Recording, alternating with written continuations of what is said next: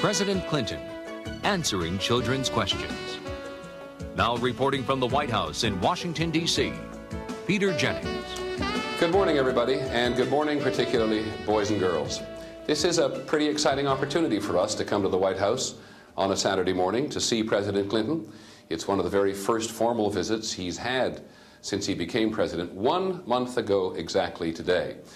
Over in the residence in the White House, in the East Room, we have a lot of kids from various parts of the country who I know have questions for Mr. Clinton. And of course, there's an opportunity for you all around the country to ask some questions of the president, and we'll give you an 800 phone number if you happen to have a pencil handy not very long from now. The telephone number you can see there on your screen, I have it on a card here, is 1-800-648-8094. Now, this may look just like a pretty ordinary corridor in the White House for you, but we're actually right outside the Oval Office, and you can tell because there's a uniformed member of the Secret Service here watching over the president who's working inside. Now, he obviously knows we're here, otherwise we wouldn't be here. But let's go in and say good morning. Good morning, Mr. President. Hello, Peter. How are you, sir? Fine, how are you? Fine, nice to see you. Thank you very much for having us. Nice to see you. This is a wonderful opportunity for all of us. Thank you. What have you been doing?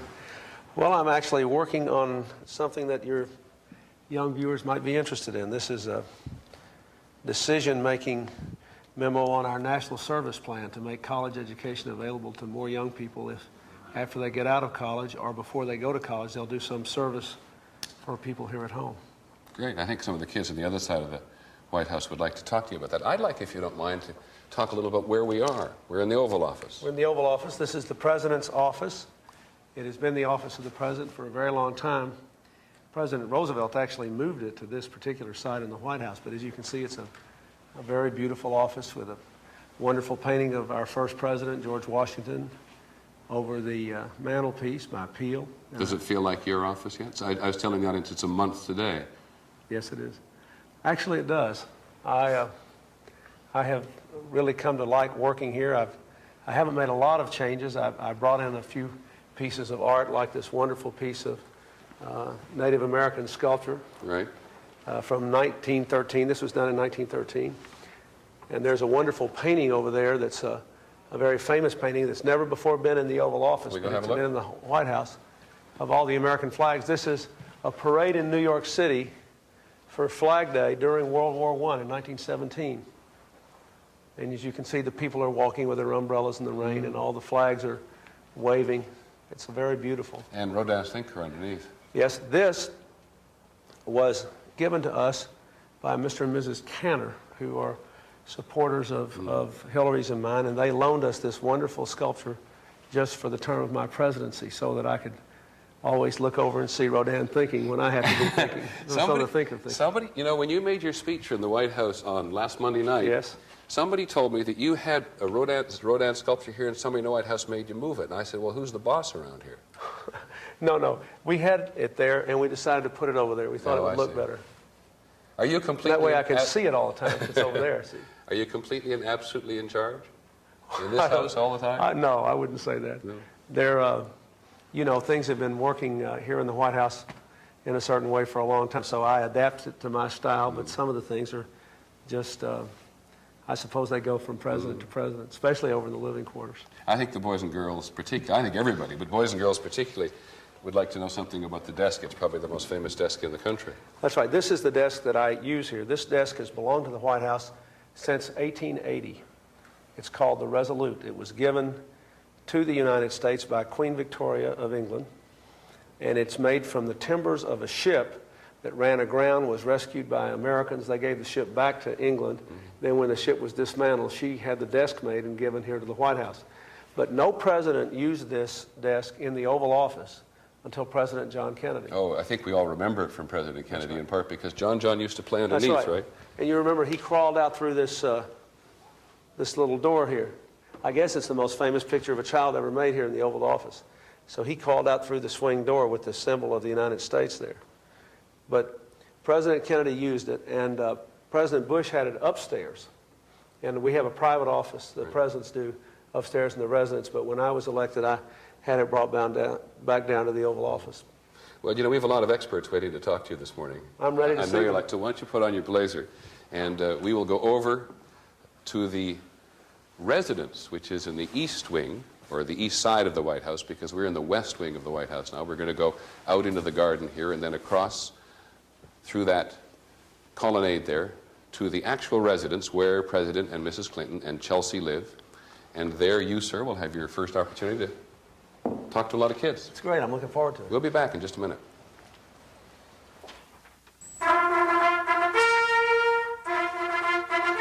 I, William Jefferson Clinton. What's it like to be president? Is it hard and frustrating? Do you have trouble sleeping? What made you want to become president? Mr. President, who's your favorite saxophonist?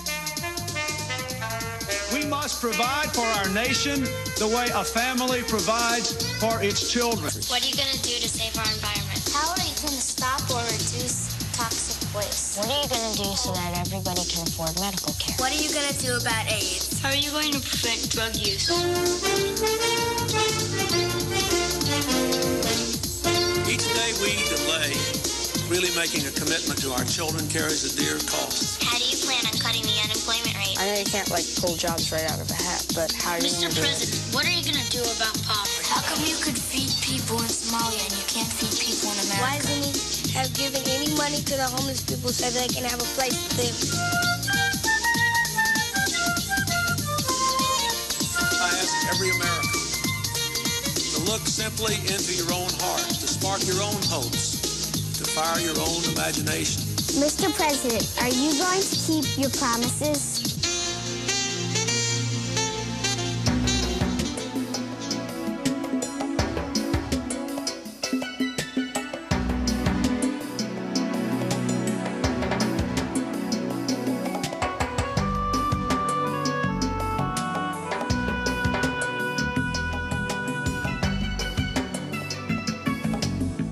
President Clinton, answering children's questions. We'll continue in a moment.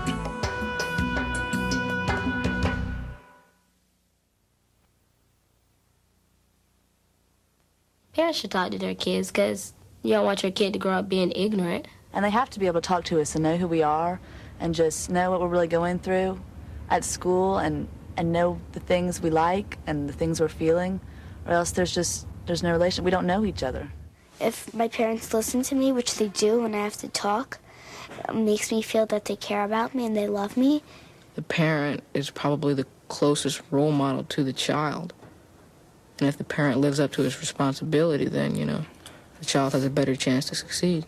A lot of the problems that the teens have today would be solved a lot easier if teens could feel that they could communicate with their parents. When you communicate with your kids, that help them out a lot, to let you know that let them know that you care about them.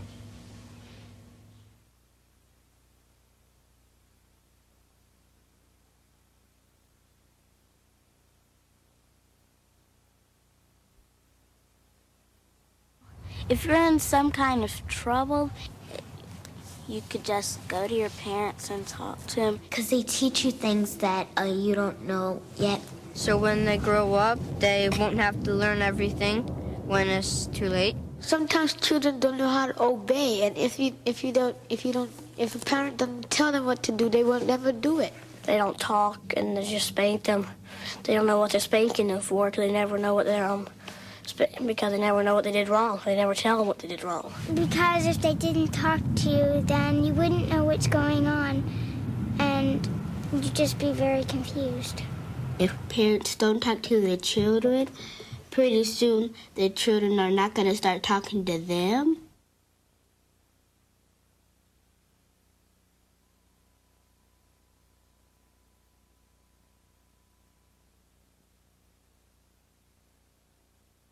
I heard some stories about when he was dating my mom and how my uncles, I got a big uncles. They used to beat him up all the time. And, if that was me, I couldn't have it, I'd be out of there. But, he sticks to his stuff. He was cool, Now the whole family loves my dad. My dad is cool. He's my hero. That's why I like him. Love him.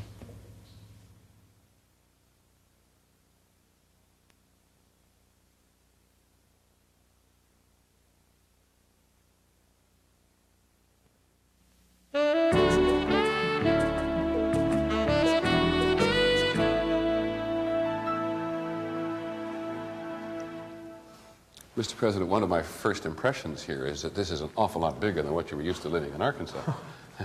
It's bigger than almost anybody in America lives in. But it's a beautiful house, you know. It was started in 1792. President Washington authorized it to be built, and then before it was finished, actually, President Adams and his wife moved in here. So it's been here a long time. Right behind us here, of course, we can't go in this morning, but it's really one of the most beautiful rooms, the Blue Room, looking out into the Jefferson Memorial. It's very beautiful, and upstairs, just above it, there's another big oval room, which President Franklin Roosevelt used as his office during World War II, and now we use it for formal receiving of foreign dignitaries. And it also looks directly out on the Jefferson Memorial, and there's a porch there that President Harry Truman put on. So I can go out at night now and look at the light shining down on Thomas Jefferson's head. It's a wonderful sight. You know, the White House staff is very discreet. When I asked them if you sneaked around sticking your heads in various rooms at night, they said, ask him. Do you wander around at night? I do a little. Yeah. Not so much down here, but up on the second and third floor. And I spent a lot of time working in this last month over around the Oval Office. So I'm in the cabinet room a lot and in the Roosevelt room, which is the president's big staff room. And I'm just trying to learn what all the pictures are and where all the things are, you know, and learn the history of the place. I'm very interested in it. I just have one question before we go and actually meet the children. There's the president's seal up there, the President of the United States, just above the door of the Blue Room there. It reminds me of Teddy White, the political writer, who said there is a moment when a man stops being a man and becomes the president. Was there such a moment for you? Do you remember it? I think there was a moment when I realized I was going to be president, and it was different after that. And it was not at the election. It was a couple of weeks after the election when I was planning the inaugural, and they asked me what I wanted to do, and we decided that I would start at Thomas Jefferson's home at Monticello, then go to the Lincoln Memorial, and then the next morning I would go to the graves of President Kennedy and his brother, Senator Robert Kennedy, and I realized in describing that that's what I would do, that I was becoming a part of our history. Well, you indeed, and these young boys and girls, between about 8 and 15 from Washington and other parts around the country, are very interested in you and history. Good morning, everybody. Good morning. You welcome the president? Nice to have him, isn't it? Hello. Wow. Nice to see you. Well, I think they have a lot of questions on it. Who wants to ask the first question? Okay, way at the back here. Demetrius. Hi. I would like to ask you a question that goes back to about 30, 40 years ago. Back in Little Rock, Arkansas, if you were in the same position that you are now, and during the time of the occurrence of the Little Rock 9, how would you take forth the matters about them going into the school? Would you go with the community, or would you go with your heart? Boy, that's a tough I would have gone with my heart and with the law of the United States, which was that the children had a right to go to the school without regard to their race. I would have done what President Eisenhower did. I would have sent troops there and done whatever it took to give the children the right to go to school. One of the people who was part of the Little Rock 9, Ernest Green, is now a business executive here in Washington and a good friend of mine, and I'm glad he had a chance to do that. Mr. President, excuse me, I don't think everybody knows who the Little Rock 9 were. Oh, what he's asking about 40 years ago, a lot of the schools, public schools in our country, were still segregated by race. And virtually all the schools in the southern part of the United States were segregated by race. Young black and white children went to different schools. 40 years ago, the courts ruled that we could no longer segregate schools by race. In my hometown of Little Rock, in the capital city, the governor and the local school board tried to keep them separate. President Eisenhower then ordered troops there to open the schools so that the schools could be integrated. He was asking me if I would do the same thing, and I said I would. There's a stool. Good for you. Great question. There's a stool behind you, Mr. President, if you feel like sitting on it. Who else has got a... We kind of broke it down into fun questions and serious questions. Who had a fun question they wanted to start with? All right, Jed? Do you help Chelsea with her homework? I do. I do math with her quite often. I took a lot of algebra and advanced mathematics in high school, and then I didn't take any more after I went to college. So when Chelsea got into algebra, she started asking me to help, and so I used it sort of to learn algebra again. It's been a lot of fun for me. I enjoy it a lot. We do it quite often at night or early in the morning. Now, Mr. President, people all over the country who I know want to ask you questions, we have an 800 number, which we'll put up on the screen. It's been up for a while, and people have been trying to call in, so take a look. 1-800-648-8094. And I know we have a call from Kim in Minnesota. Go ahead, Kim. Hi. My question is, why can't women be president? Why is it just men?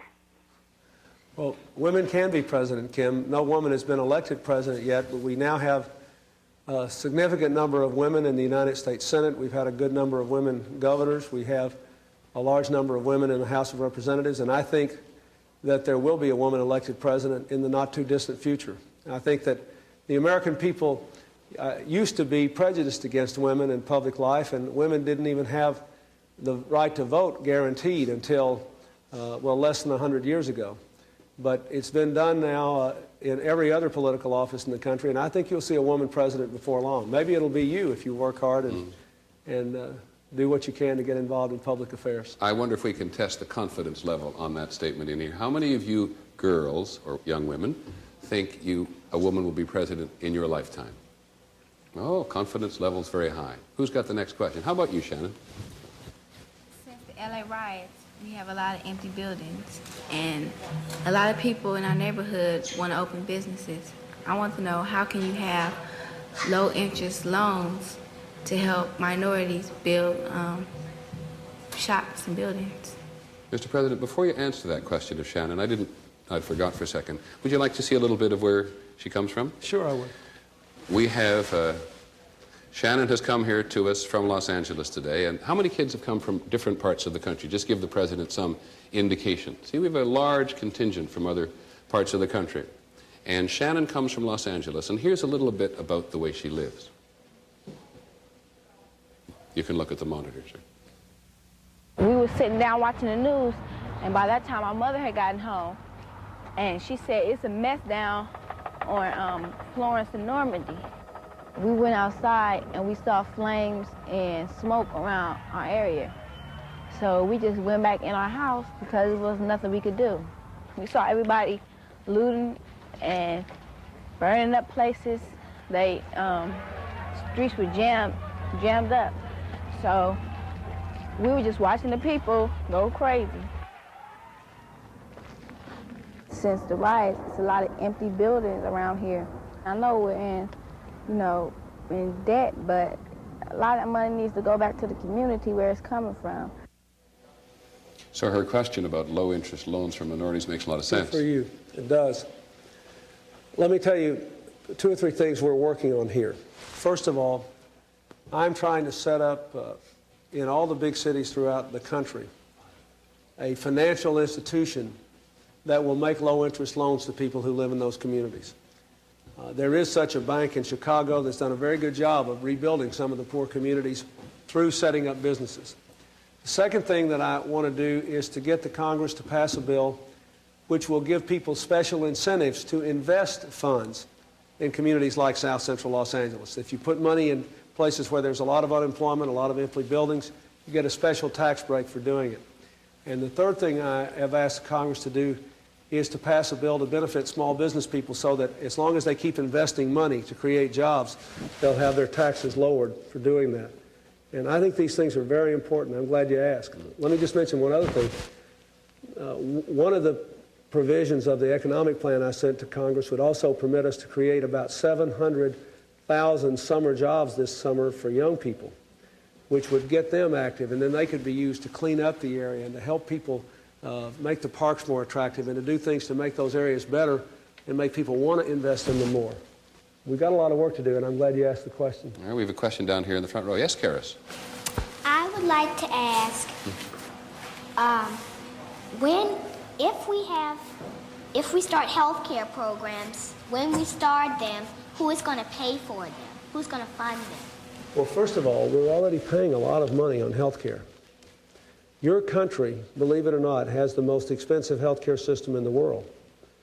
We spend much more for health care than any other country, but a lot of Americans don't have health insurance. You know that, don't you? A lot of Americans don't have health care. So what I think will happen is that we will have a health care system which will be paid for partly by the government and partly by people who are employers and partly by the people who work for them. We'll we'll pay for it in 3 ways. But what we've got to do is to find a way to provide basic health care to all Americans, including people who have serious health problems. I know there's some people in this audience today who have members of your family with serious health problems. And to keep the cost down, more like what it costs in other countries, because otherwise we're going to be hurt very bad economically. One of the reasons we're having trouble generating a lot of new jobs in this country is that our businesses are spending so much more money for health care than any other businesses anywhere in the world that they have less money to invest to put people to work. So my job is to do 2 things that are hard to do: to get health care for everybody and then to bring the cost down. We have a phone call from Connecticut. Go ahead, Connecticut.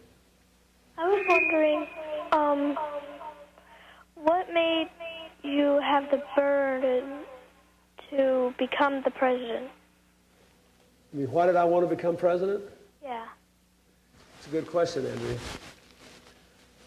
I decided to run for president in 1991 because I was concerned that there were too many people in America who were out of work. There were too many people who were losing their jobs. There were too many people who had problems with health care. There was too much indication that we weren't building a future so that young people like you would be able to grow up and have a better life than your parents did. And I was afraid that the American dream was in danger. I thought I had some good ideas about how to turn it around and how to make life better for the American people, and that's why I ran. I asked the American people to listen to my ideas, and they were good enough to vote for me and give me a chance to serve. Now, I know a lot of you have questions about exactly how the president spends his day. Who's got a question about how what the president does in the White House? Yes, David. I just wanted to know, I mean, you were just coming down the hall in the Oval Office showing us how nice, you know, everything around here is. Just look around the room. And I don't know, personally, if I lived here, I would feel constrained to actually live, you know? I mean, it's just so nice that everything is so perfect. I don't know. So how do you feel about it? I feel a little that way too sometimes. But let me say that upstairs on the 2nd floor, there are some nice formal guest rooms, but there also is, Chelsea has a bedroom and a little room where she can study and do her work. And Hillary and I have a bedroom and a little family room, and they're not quite so formal. So the rooms that we have are much more like regular rooms in a house, and you don't have to worry so much about breaking an expensive piece of china or something like that. But it wasn't always so formal here, was it, Mr. President? The East Room, they used to hang laundry in the East Room. Oh, absolutely. Yeah. It wasn't always so formal at all. It's probably as formal now as it's ever been, but there are some more informal rooms. And then there's a 3rd floor, 2 floors up from here, which has some other rooms and a little hallway where we have our rocking chairs and our family books and all kind of stuff like that, which is really much more homey. So we spend a lot of that time in places where we don't have to go on tiptoes all around. We said we were going to test you on some of the questions here. Do you know the children of which president roller skated in here in the East Room? Who remembers that? Yes, Carlos? Roosevelt. Which Roosevelt? Teddy. Exactly. President Theodore Roosevelt's children used to roller skate here in the East Room. And of course, maybe you'd like to point out to the kids the famous painting. Yes, that's a picture of who? Who is that? That's right, that's President Washington, painted by Gilbert Stuart. And it is an absolutely invaluable piece of art. Gilbert Stuart was a very famous artist. I think it was offered to the United States first for about $500. He painted it in 1797. That was a lot of money back then. It's worth millions of dollars today. It's a priceless picture. And who saved it? Excuse me? Who saved it? Who saved it? Dolly Madison, right? Yeah, Dolly Madison saved it. When there was from the fire. She wouldn't leave the White House until the... Yeah, during the War of 1812, the British marched on Washington and tried to burn the city, and the White House caught fire. There's still some char marks actually out on the front of the White House, and Dolly Madison would not leave the White House until the precious treasures were preserved, including that. There's also a picture back there of President Theodore Roosevelt, painted when he was a year younger than I am now. Theodore Roosevelt was the youngest person ever to become president. He was elected president at the age, he became president when President McKinley died. He was 42. Then President Kennedy was elected when he was 43. And I was elected when I had just turned 46. So I'm the 3rd youngest person. But not yet. You probably need a bit of rest for the moment, though, sir. You're the 3rd youngest. So we'll go away for a commercial and come right back. I feel like the oldest some days.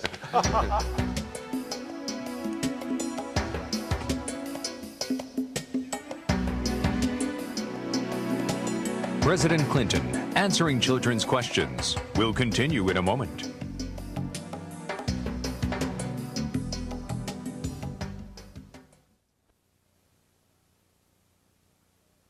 I'd like to end child abuse because I think that future generations are really our hope.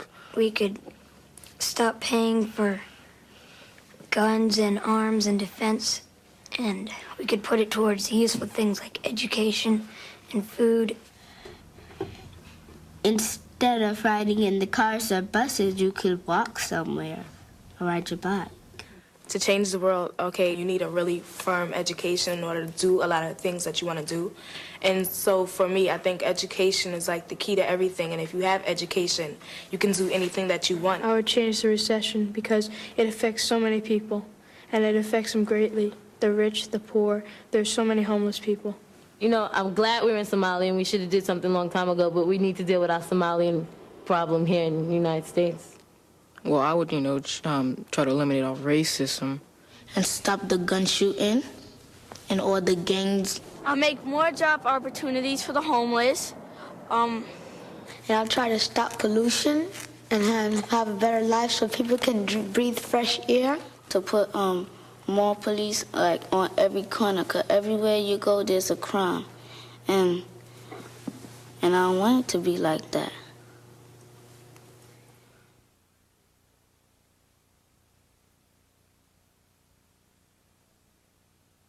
Like all these different robbers and thieves or ghosts, even though I know there aren't any. I think there aren't. Like when somebody knocks on the door and you don't know who it is, and they keep on banging, and you're home alone. Drugs on the city streets and how people depend on them. And like with crime, I mean, everyone might be wearing bulletproof vests. I mean, little babies wearing bulletproof vests. Abusive people, and you're afraid that if you go out with the wrong guy, then he could do something, or if you get married, then your husband will beat you. When I go to the park, there's a lot of drug dealers hanging out there, and they're looking at you. You never know if they might come up to you and say something, and it'd shoot you for nothing. Well, when my family fights, gets mad at each other, and they ignore each other.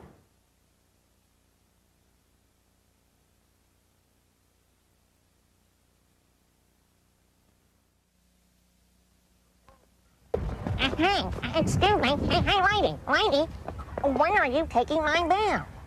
Guess who's on the loose on Capitol Hill? It's Stephen Q. Urkel. When we come back, Urkel hits the House, storms the Senate, and from the halls of Congress to the president's desk, Urkel finds out how a bill becomes a law. It goes directly to William Jefferson Clinton. Oh, whoa, mama!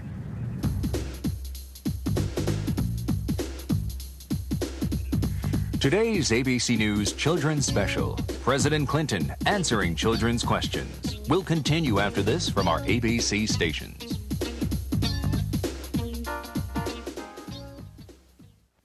This is ABC.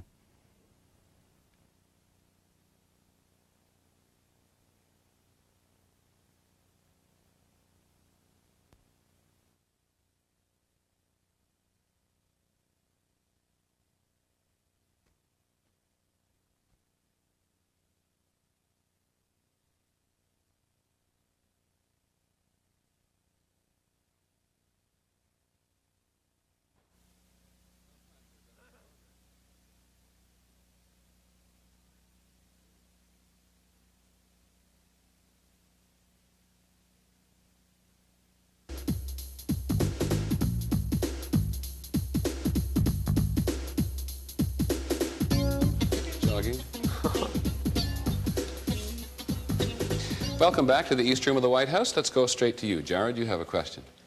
What do you do for fun around here?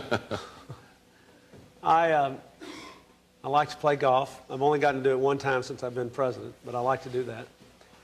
And I like to play cards and games with Hillary and Chelsea. We play pinochle. We play a game that Chelsea taught me called Hungarian Rummy. I like to play Trivial Pursuit. That's pretty much what I do. You a good Trivial Pursuit player? Sometimes I'm better on some subjects than others, but I like it a lot. Alicia, way over there in the corner. Alicia. Alicia, I'm sorry. About Somalia and the United States. Are we going to help the United States or Somalia first? Because Somalia has been in trouble for years, but we haven't done anything. We've done something, but not that much. So are you going to start helping Somalia first or getting the United States their jobs back first?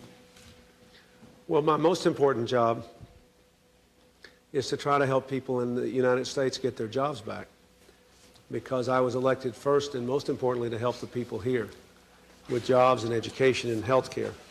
But I think the United States has a responsibility in Somalia, and I supported it when we sent our troops over there to try to stop the fighting and to try to bring some safety and food and medicine, education back to the students there, the children there.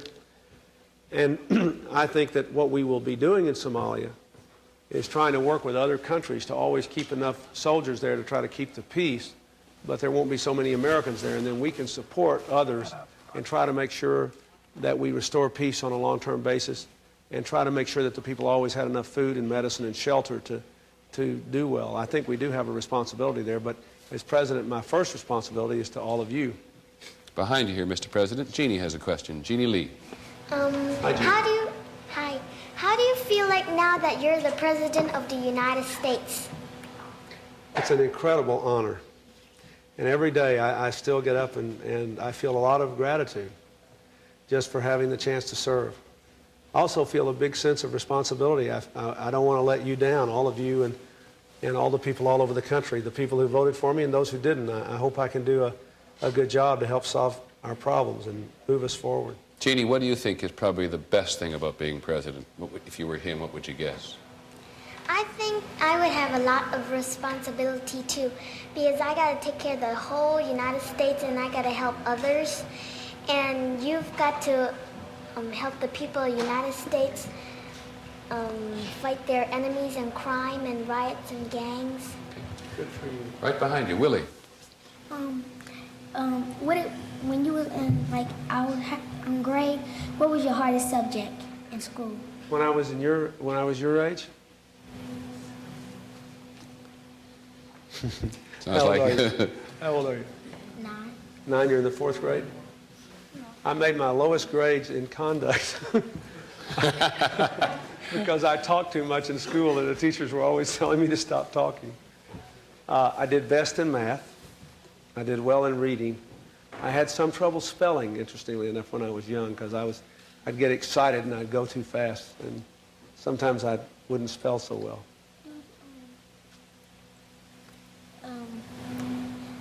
What you gonna do about the environment? Well, Willie, let me hold the president on the environment for just a second, if that's okay with you, because I think touching on education is really interesting. Mr. President, I'd like you to meet Michael Cruz here. We met Michael out in the country, and we did a little film about him, which I'd like you to see, because I know he has a question. And it's something I know that he cares a lot about, and he'd like to ask you about. So let's, first of all, look at where Michael goes to school.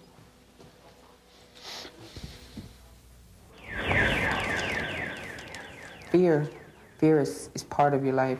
You're scared because you don't know what's going to happen once you turn that corner. I'm afraid of the gangs, the violence, the fear of just trying to get to school. There's police officers there. The fights are mainly in the hallways, by the escalators, whether it's with gangs or just kids. When they try to fight, they try to kill each other. You and me, bro. To see one of my friends arrested, it's pretty hard because he's losing out on education, what he really needs. This is due Monday. My class is mostly empty. The reason why some don't come is because they're probably scared the same as me. I really need help in writing, reading, and speaking proper language.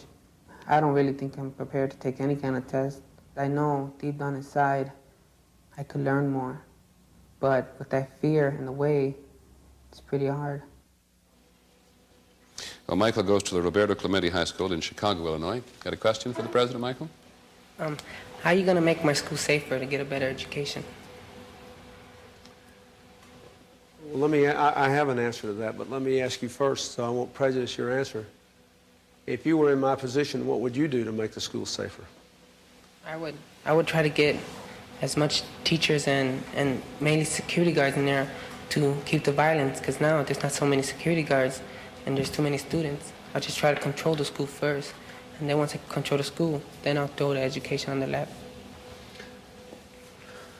Let me tell you what we're going to try to do.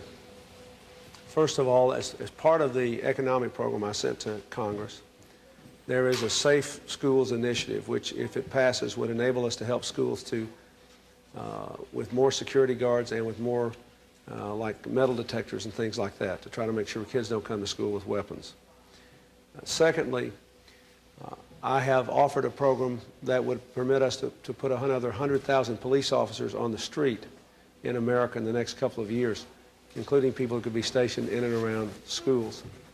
The third thing I think we ought to do is to pass a bill which says that nobody can buy a handgun unless there's a waiting period, during which time you can check their criminal history and see if they've been in any trouble before, because you don't have to sell them guns if they have been in trouble before, but if you don't check, you don't know. I think that's a good place to start. But let me also say, you're from Chicago, right? I was in a junior high school in Chicago not very long ago called the Beasley Academic Center. It's a public school in Chicago. Do you know where it is? It's in a neighborhood with a very high crime rate. And they have police outside the school. Now, I know it's not a high school, it's a junior high school. There are police outside the school, but not in the school, because the teacher has to deal with, she's got 75 fathers a week coming to the school, 150 mothers a week coming to the school, and the kids have a whole strict code of conduct. They ask to go there, but there's no academic requirement. You know, if everybody asks to go, and if there are too many who ask, then they do it by lottery. But the kids that go there really help to keep the peace in their own school, supporting the principal. And with the parents involved, I think that's real important too. I can provide extra help for law enforcement, but we've got to get more grassroots community people involved. I love seeing you in that class, and I just hope that a year or two from now, all those other desks will be full too. And don't you give up on your education, because don't let anybody else, no matter what their problems are, take your future away from you. Only you can do that. You know, there's something else about Michael, which I'm not sure I'm right about. Michael, did I hear that some of the kids in your school teased you badly about coming to see the president? Yeah. Why? Why did they do that? Because people don't believe that. People don't want to believe it. You mean they don't believe that I care anything about them? Yeah, in a way you could say it like that. Do you think the president's answer to you was, I mean, did it give you some satisfaction? Yeah. It gave me a lot. Look, you know, when I was your age, it was a lot easier to be young than it is now. You know, we worried about liquor and cigarettes. Nobody worried about drugs and guns. And I know it's hard to be young now. But I also know that if you get a good education, nobody can take that away from you. You can still have a good life. And there are people there who care about your education. And I'm going to do what I can to support them. Katie, right up there behind Michael, I think you have a question, don't you? Yes. I'm homeschooled. I don't go to school. And I was wondering what you thought about homeschooling and what you were going to do about it, or if there was anything you were going to do. Can you explain what homeschooling is? Yes. My parents teach me at home, so I don't go to school. They don't really believe, like, some of the stuff that's being taught and done in the schools. I can tell you what I have done about it. Let me tell all of you this, just by way of background. The public schools of our country are largely run at the local level by school boards and school administrators, and the money for them and the rules by which they are run are largely set at the state level by the state governments throughout the country. So you're from Virginia, right? Mm-hmm. So it's the state government in Richmond largely makes the rules for the public schools. I was a governor before I became president, and while I was governor, I supported and passed a law through our legislature which made homeschooling legal and which supported homeschooling and parents and children making the decision to be educated at home, as long as the children were willing to take examinations every year and prove that they were learning what they should be learning for people their age.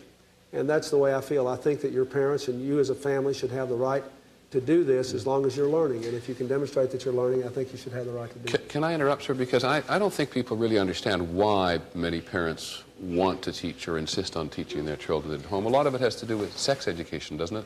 Well, I think it's different for different people. I think there are, and Katie, you can interrupt me or say what you think, but I have talked to a lot of parents and children who've been in the homeschooling movement. And normally they fall into two groups. There's one group, perhaps the smaller one, who believe that they just give their kids a better education, that the kids learn more and more quickly. Then there's a second set of concerns which revolve around values. A lot of parents are really upset by what Michael just said, that kids go to school, they have to worry about being exposed to violence, to premature sex, to drugs, to things that they may not agree with. So there are what you might call the values objections to things that children are exposed to, and then the academic objections. Is that a fair statement?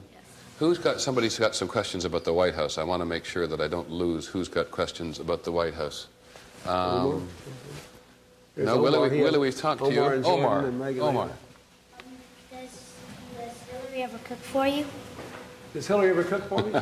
Sometimes. And sometimes, believe it or not, sometimes we cook for each other, but we've been so busy lately, we haven't had a chance to do it since we've been here.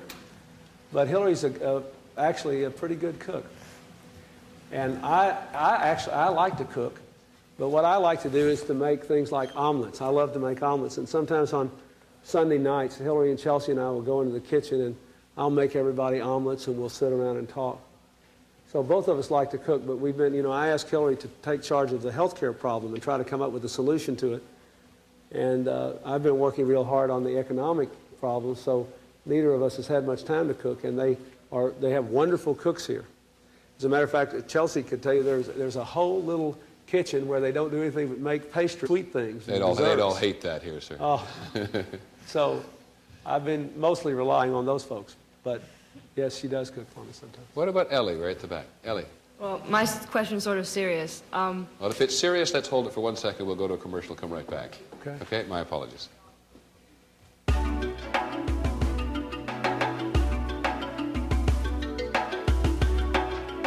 President Clinton answering children's questions will continue in a moment.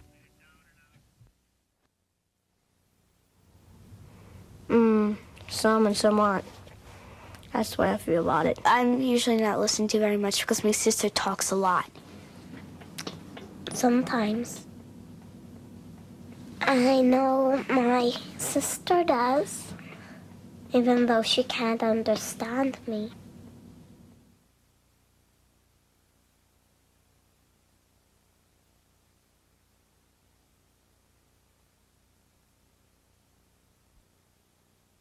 I think it has to do with ignorance. You make fun of something that's different because you weren't taught it. It seems different to you. I think it's because people prejudge, and that's where prejudice comes from. And we have such a mix of cultures all put together in one place, and it's so hard to learn how to interact with each other and with ourselves. And everyone's really busy blaming things on other people.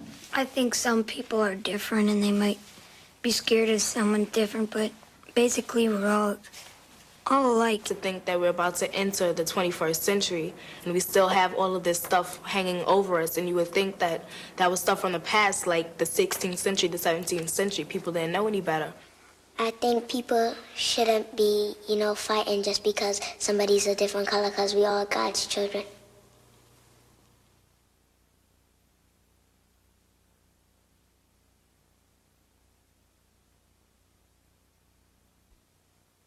My hero is Martin Luther King because he fought racism with protests and boycotts. He didn't fight it with guns like other people. My mother, because she came from a really poor family, and in order to get through college and through school, she had to get all A's in order to get a full scholarship, and I'm really proud of her. My Aunt Shelley, who died 3 years ago, she's my hero because she knew she was gonna die of leukemia, but yet she still, she had a lot of courage and she was very bold about it. My teacher, Miss Bridges, because when I have trouble in a subject that she teaches, she'll help explain it to me.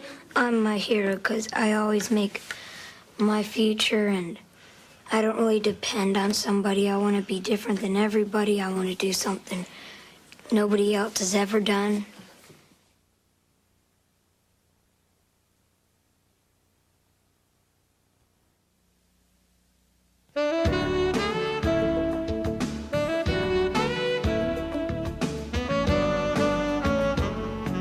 But you have to work on Omar a bit here. Because he told me he's a Republican.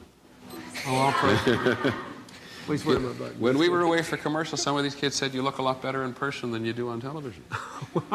That's good. Want to hear. deal with that? Well, sometimes I have these big bags under my eyes when I don't get any sleep the night before if I work late, or when my allergies are bad. And so I'm glad you think I look better, but I feel better today. Carlos, what did you want to know? You want to know where Socks was? Yeah. Socks is just around the corner and downstairs. He's here all the time. I also want to know something else. What are you gonna do about what the school board is doing about closing 10 schools in every ward Here? in D.C.? Well, that's a different question because the Washington, D.C. government does get some money directly from the Congress and the President. I can't answer that question today because I don't know whether they're closing down the schools because they don't have enough money to run them or because they have too many schools for the kids that are there now.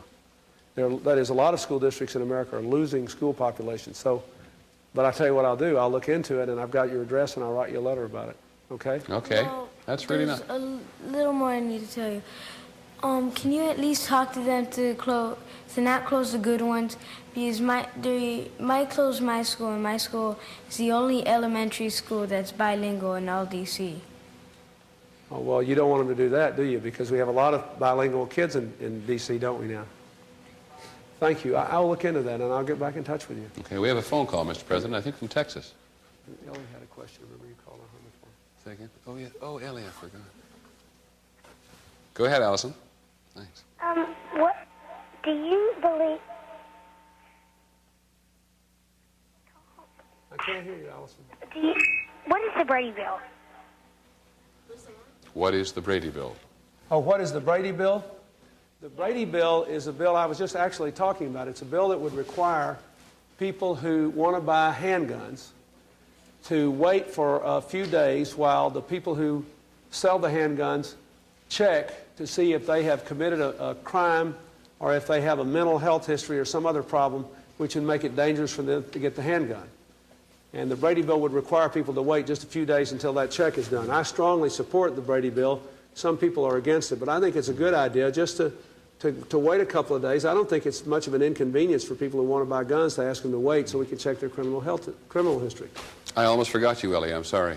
The opposition to your recent attempt to lift the ban on homosexuals in the military shows that as a society we are very biased towards homosexuals. What are you going to do to help America as a nation accept them? Well, I think what's important about that issue to me is not that Americans agree with the lifestyle, but that they accept the fact that there are citizens in the United States who are homosexual, who work hard, who don't break laws, who pay their taxes, don't bother other people, and ought to have a chance to serve. And I just say that at every chance I get, and I have also been involved in giving some people the chance to serve who are homosexual, and I think that's important. I think that there are a lot of people whose religious beliefs dictate that the homosexual lifestyle is wrong. I don't ask them to give up their religious beliefs, but simply to accept other people as people and give them a chance to be citizens as long as they're not doing anything wrong. That's my position on that. Anastasia, you've had your hand up a lot. Maybe, Mr. President, you'd like to come and sit Hi, down for a Anastasia. second. Excuse me for 1 second, reaching over here. Come and sit here, Sarah. Sarah, you come and sit here if you would. Let the President sit down, I think. Okay. I have a twin sister, and we go to the same school, but she can't speak. So because she can't speak, they put her in a special class. But she uses computers to speak, and I would like her to be in a regular class just like me. Wow. And you think your sister could do just as well as you in a regular class? Yes. As long as she can use her computer, and her computer is on a little top, just like this, isn't it? Yeah. Well, you can put it on here, and you can put it on regular tables also, because you can carry it around. It's a little computer. And she talks to you by using it? Yeah. Why do you think they put her in the special education class? I I think it's because she couldn't talk, and they thought the principal thinks that she can't do it because she can't use her hands and she can't speak. But you think that she could learn just as quickly if she were in a regular class? Yes. Have your parents asked the principal to put her in a regular class? Yes. And they said no? The principal said no. Well, you know, as president, I can't do anything about that except to speak about it. But I'll tell you this, I have a friend named Hamp Rasco, whose mother works for me here. And he's now 18 years old. He has cerebral palsy. And he doesn't speak quite as well as you, but he can probably speak a little more than your sister. And I watched him go all the way through high school and graduate from high school and get his graduation ring. He lives out on his own now. And I'm going to do what I can to help people let all Americans go as far as they can. And I think young people who are working hard to prove they can do this kind of work ought to be given the chance to do it. And I think your sister should be given the chance to show whether she can work in the class or not. That's what you think, isn't it? Yes. You just wanted to have a chance to prove whether she can do it or not, right? Yes. And if she tried and she couldn't do it, then would you support her being in another class? Yes. So you just want your sister to have a chance. Yes. Good for you. Maybe she'll get it because we were here talking about this. I have a feeling. Thanks, Anastasia, very much. Thank you, Mr. President. Let's give her a hand. Wasn't that great? She asked us. Thanks for sticking up for your sister. That's wonderful. We have a phone call from Ian. Go ahead, Ian. President Clinton, how will you stop pollution in the United States? Just like that.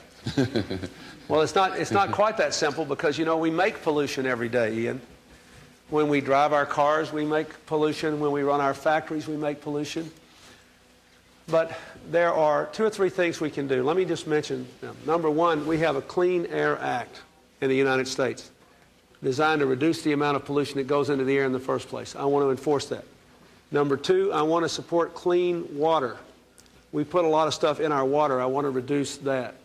Number 3, I want to try to do things that will help preserve the quality of the environment in the first place, like planting more trees and reforesting the land and building up the soil of the United States. I think we want to clean up the things that are being polluted, but we want to stop things from being polluted as much as possible.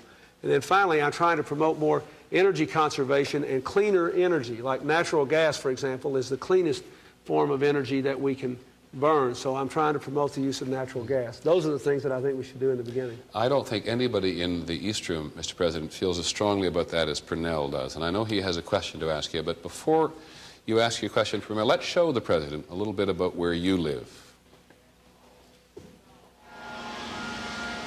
It's not a pretty sight. Just to use your 5 senses on the environment outside, it's terrible.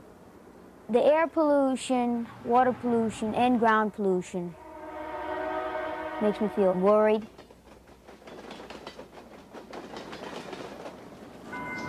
My brother Charlie, right after he finished his 4th grade year, we had discovered a very rare brain tumor. The experts never could find out what the cause was. But the only thing we never really checked on was the environment.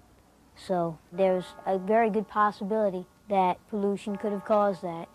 All of the rest of the cancer victims in my family are still going through some suffering because of cancer. We don't really know what it's from. We suspect it to be the environment. Mr. President, I want to solve this problem. Purnell comes from Garyville, Louisiana, and it's about a 100-mile strip between New Orleans and Baton Rouge, right, Purnell? Where there are about 100 petrochemical plants. Yes, I live, Garyville, the small town that I live in, is right between the chemical corridor, which is the area between Baton Rouge and New Orleans. And, Mr. President, I'd like to ask if restrictions can be put on the amount of carelessly handled hazardous waste and air pollution, such as smoke, and, you know, if the healthcare system can get into this somewhat and help the cancer victims, which this cancer may have resulted from any of this environmental contamination. Why don't you tell these folks how many relatives in your family have had cancer? Well, I'm not exactly sure, but I know my 10-year-old brother died of something that even the experts across the country came over to Children's Hospital in New Orleans to look at this. They could not. They were just stumped. My brother Charlie was either the 10th or the 11th person in recorded history ever to catch this. And through all the other patients that caught this, the experts could never figure it out. And they checked into just about every condition that could have caused it, with the exception of the environment. Well, you know, Sounds like let me he has an say, urgent problem. this young man lives in Louisiana, which is just to the south of my home state of Arkansas, so I know quite a bit about where you live, and I've been in that alley between Baton Rouge and New Orleans many, many times. The cancer rate there is way above the national average. And I think there are two things we should be doing. One is we should be doing a lot more medical research to try to find out what causes these cancers. And the second thing we ought to be doing is to invest more money there to do environmental cleanup. In the election campaign that I went through to be elected president, I said many times that I thought we ought to take some of the money that we're reducing the defense budget by and putting it into cleaning up the environment here at home. Because I think there are now all kinds of health hazards that we never knew about before that we're now learning about from some of the things we've done. And we need to do a lot of environmental cleanup in that part of Louisiana where you live and throughout the country. And I'm going to do my best to do it. It's interesting, sir, that a lot of people were playing the budget game earlier, helping how to spend your money for you, and an awful lot of kids, both last night and tonight, all of them putting their money into cleaning up the environment. Now, how many of you think we should spend more money on the environment, cleaning it up? We've only got one planet. You know, if we don't preserve it, you know, there's no other place we can go to. And, you know, everyone from my area and the surrounding areas, most of them voted for you. You know, we all believe very strongly that you, as an individual, do have the know-how and the courage to go about and tackle this problem and many others. And we do have faith in you. We'll do it for your brother, okay? Okay, We'll be back in just a moment.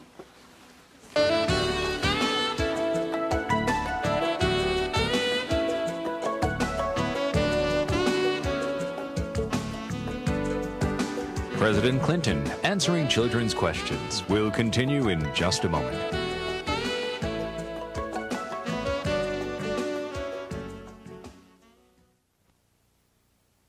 It can kill some animals, and it can kill some people if the air gets really bad. If everybody would help clean up the earth and help save the animals and things like that.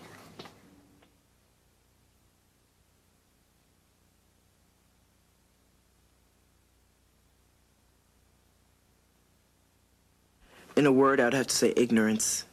I'd have to say that people aren't aware of different cultures to think if it's a different culture, then it's not right. I think there's racism because people think that they're better than other people because of their skin, and they just feel that way, and that goes on to their children. They think we was made for somebody to own us.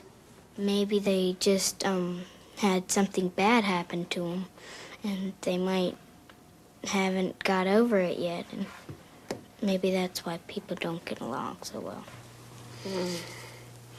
I just think that because you're another color, they think that you're nothing.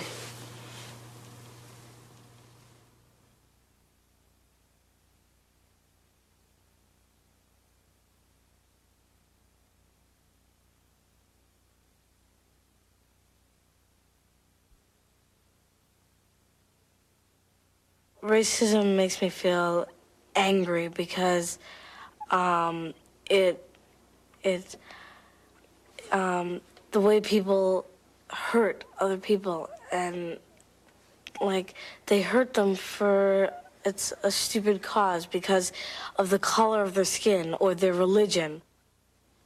When it happened to me, I felt really hurt because I didn't expect that someone would do it to me, and when they did, it was like sort of like a shock.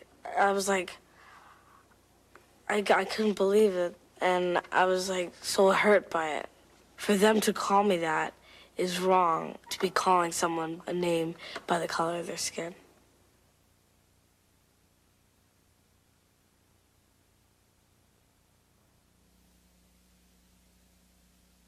Children from all over the world are looking to President Clinton for answers to their questions this morning. In Sarajevo, one child caught in a terrible civil war. My name is Melika. I am 13. Now I live in Sarajevo. We were forced to leave our town on November 30th. Heavy shelling lasted until December 4th.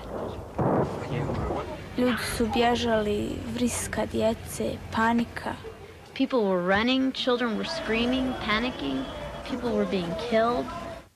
I still have nightmares. The attack will never fade from my memory. I will always remember blood, that river, and all of my things that I do not have anymore. A lot of children lost their parents. I still think that although I have nothing, I have everything, because here are my parents, by my side. War is just a big monster which keeps eating people, and the children are suffering. Children in this war, who are not guilty at all, are being killed. President Clinton, do the children have to be victims of this stupid war?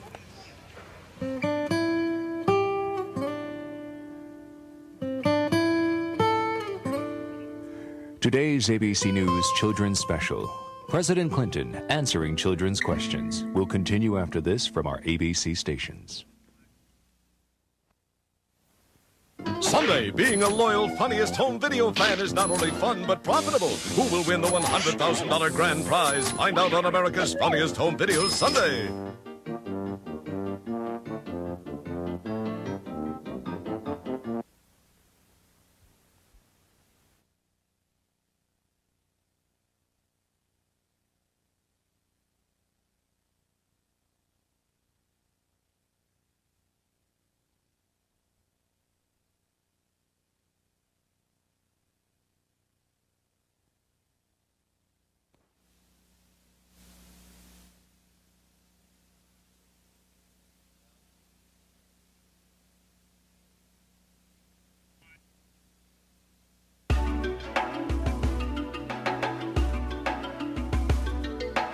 Once again, from the White House, Peter Jennings. Well, I haven't had a chance to ask you kids this question yet, but you've all heard President Clinton, put down your hands for just a second, you've all heard President Clinton say many things he'd like to do. Now, he's a very powerful individual, as I think we all agree, but he can't do it all by himself. You have to get a bill through Congress. That's right. You've budget bills up there now. You're going to have a real tough time. Real tough time. Right. How many of you would like to know how to get a bill through Congress? Do you think that would be useful in order to find out how you get it done? I'd like to know that. Right. Well, we've enlisted the help of Stephen Urkel, who's a great pal, I guess, of all yours, to tell us how you actually get a bill through the Congress. Let's watch. Howdy-ho, guys. I came to Washington to pass my own Clean Air Act, the Urkel Air Act. Most people think it's very difficult to get a bill passed, but I'm here to show you that it's as easy as growing mold.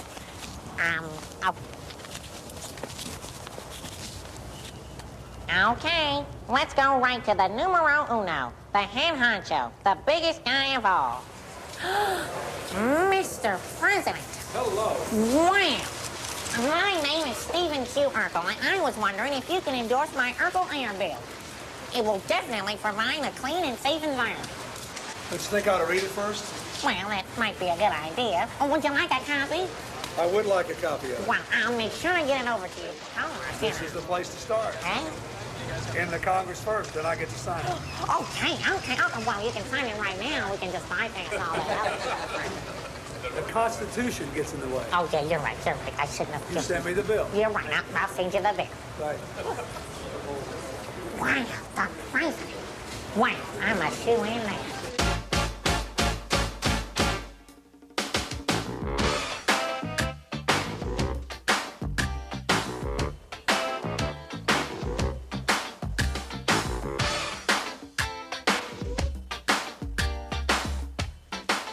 Yes, I'm looking for someone to sponsor my latest bill.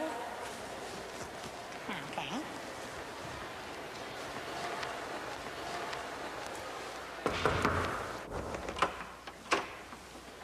Holy Toledo, why, you're Senator Bob Dole. I'm Stephen Q. Urkel, and I need a sponsor. Mr. Merkel, how did you get in here?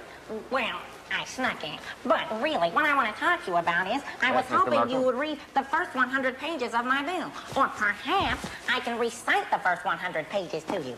Let's see here. I, Stephen Q. Urkel, hereby submit to Congress a bill pertaining to clean air that will have a positive effect on all living organisms on this earth. And therefore, I submit for your sponsorship the Urkel Air Bill. If I sponsor your bill, will you get out of here? Oh, yes. Seriously, though, if your bill passes, it'd be better for all Americans, but you must have a House sponsor because a bill must pass both the House and the Senate to become law. Oh, Bob, I knew that. I'm not just another pretty face. I could tell that.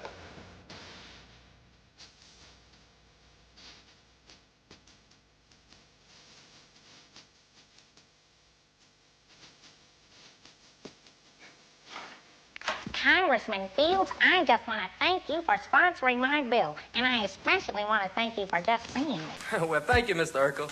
But you see, I'm new on the Hill, and I just didn't know any better. Wow.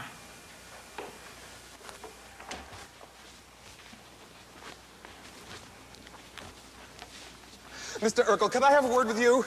Uh-huh. You're a lobbyist. How do you know? Because we're in the lobby, baby. Mr. Urkel, I think I could convince the senator from Texas to support your bill if you could agree to a few simple amendments. Mr. Urkel, have you thought about adding this to your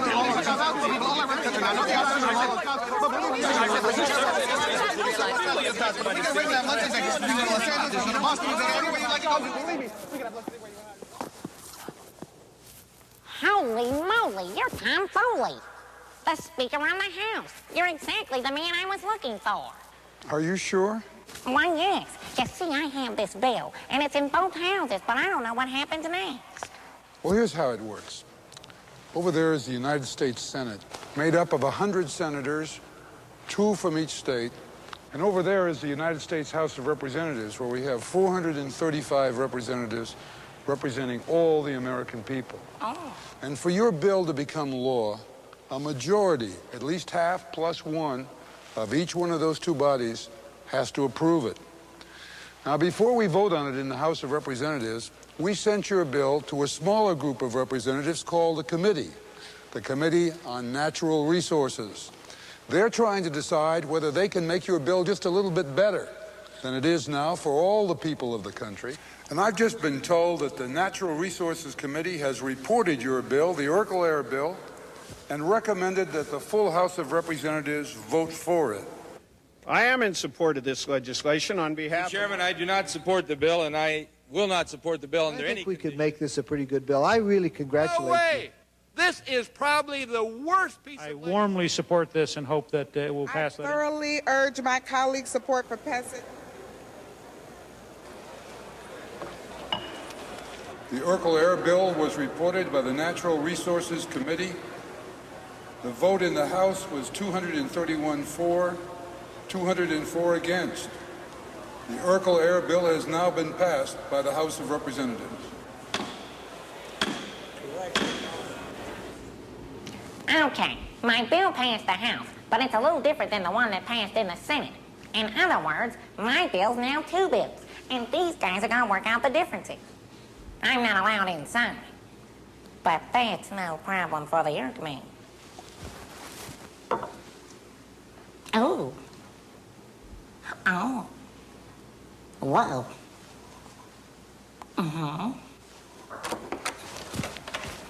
Yes? Okay, Give it to me straight. I can take it. It's been approved here by the conference committee, but they've made some changes, and now I have to take it to the House and the Senate for another vote. What in Sam Hill's going on this hill? We just went through that. You hooty hoo, Senator Dole, it's your old pal Steve. Well, congratulations, Steve. I understand your bill has cleared the conference committee. That's right, but thanks to you, I have to wait for another vote. No, you have to understand, your bill passes the House, then it passes the Senate, but it's a little different in each case, so it goes to a conference committee, and they clear up the differences. Then it has to clear each house again. But I've just been told your bill's in great shape. Very interesting. Listen, by any chance do you yodel? Yodel-a-hee-hoo. No, but my dog barks, and when I was in the 10th Mountain Division years ago, I did yodel a little bit. Oh, really? Yeah, not as good as you can. The question is on final passage of the bill. Committees in favor will say aye. Aye. Those opposed, no. No. Can you have the chair? The ayes have it. Hello? This is Stephen Q. Urkel calling. Is Bill there? Well, did you tell him it was the Yerk man calling? Well, there's no need to get all huffy about it. Well, listen, he's got my bill, and he's had it for the last 6 days. If he doesn't sign it within the next 4, it'll automatically become a law. Okay, I'll hold. I'll be here till Thursday. Get some sleep. Isn't that great? That's great. I have a present for you, Mr. President. The Urkel Clean Air Act of 1993. Like all government bills today, on recycled paper. That's good. That's right. We use a lot of recycled paper. That's right. So you have a chance now to sign that bill, or you can veto that bill, right? That's right. I have to act within 10 days of getting it. I can sign it or veto it. I think I better sign it, don't you? I think you better. Think you should sign it? Okay. Let's go back to questions. Venus, you have a question. As a new president, how are you going to end homelessness, or what are you going to do to end homelessness in the world? You want to say anything about Venus? Yeah, I do. I do. It's a tough question for Venus, and we told the president before that Venus had come to us from the West Coast, and I think it would help if the rest of you kids here and the audience at home saw a little bit about the circumstances in which she lives. It's not fun not to have a house. I can't have friends spend the night over my house because I don't have a house. I have just a bed. You know, when they walk me home, they're going to have to know I live in a shelter. Sometimes I get ashamed, but I have to learn how I have to cope with it, and that's how I'm living. You never know who's going to be sleeping next to you one night. The conditions living here is like, you got to get used to having a cold all the time, getting sick all the time. I hope that I get an apartment, that we get more help. Say your prayer. Dear Lord, thank you for giving me a new day. And if I shall die before I wake, I pray you, Lord, my soul to take.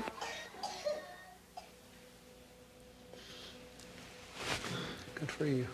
What's your question then, Venus? Again, would you repeat it? Again. As the new president, what are you going to try to do, or how are you going to do? What are you going to do to end homelessness in our world? May I ask you a question? Yeah. How did you become homeless? I came from New York around 5 months ago, and we didn't have an exact place to go to. So we went to the social services, and from there on, I was homeless until we could get an apartment. I think there are 2 or 3 things we should do. And I ask her this question because over a third of the homeless people in America now are families with children. And a lot of them are people who just moved from thank you, Peter. A lot of them are people who moved from one town to the other, and they have no savings. They have no money in the bank. I met a homeless couple in my hometown about a year ago. It was kind of like you. They'd come down from Chicago, and they actually had jobs, but they hadn't drawn a paycheck yet. They had no place to live. So here are the things that we're going to try to do. First of all, we're going to try to build more housing for low-income working people. We haven't had much of a housing program for a long time. Secondly, I'm going to have an inventory done. An inventory means a list done of all the housing in America which exists today that belongs to the government, which is boarded up or closed down, and see whether or not we can't give a lot of that housing back to churches or community groups or other groups and let people work on repairing it. And if they do work on repairing it, they should be able to live in it. I met a woman and her children in Philadelphia who were doing a lot of their own work on a home, an old home that had been boarded up, and they were going to get to move in it and live there because of the work they had done to do it. The third thing we have to do is to create more jobs, because a lot of homeless people wouldn't be homeless if they had jobs. One of the things about all your answers, Mr. President, and I don't want to take time away from them, is that they all seem to be long-term. And Venus has a short-term problem, and Purnell has a short-term problem, and Shannon has a short-term problem.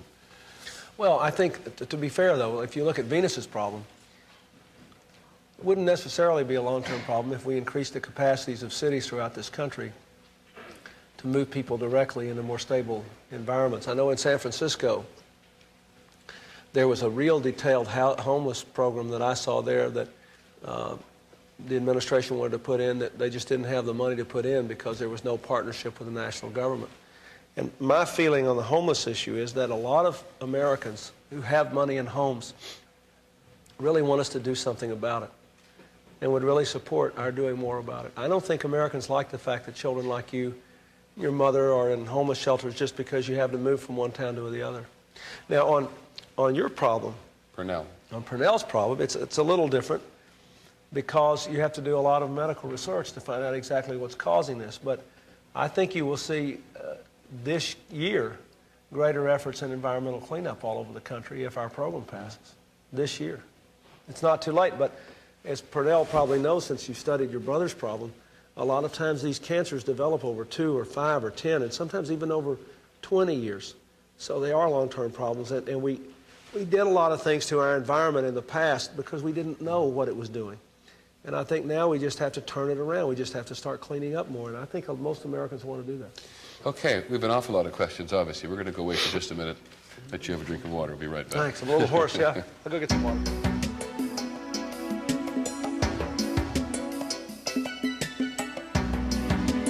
President Clinton answering children's questions. We'll continue in a moment.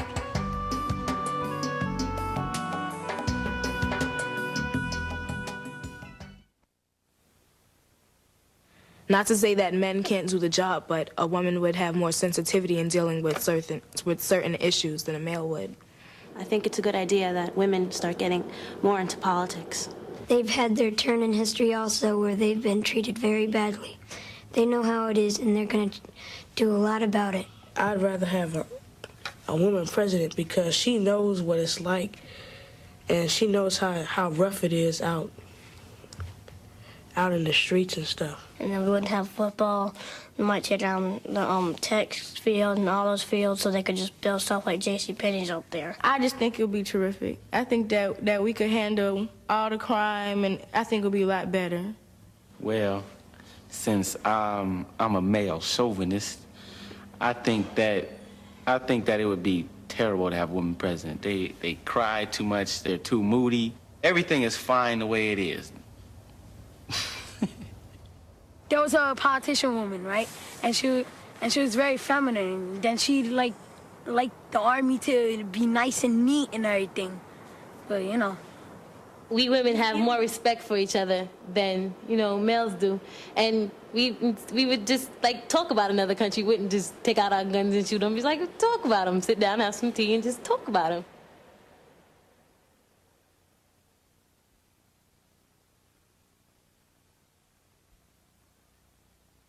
A woman is just like your mom, so they might make you clean your room more.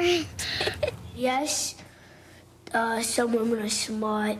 And no, they can't stop things if there's a big bunch of people. Yeah. Girls can do the same thing that boys can do.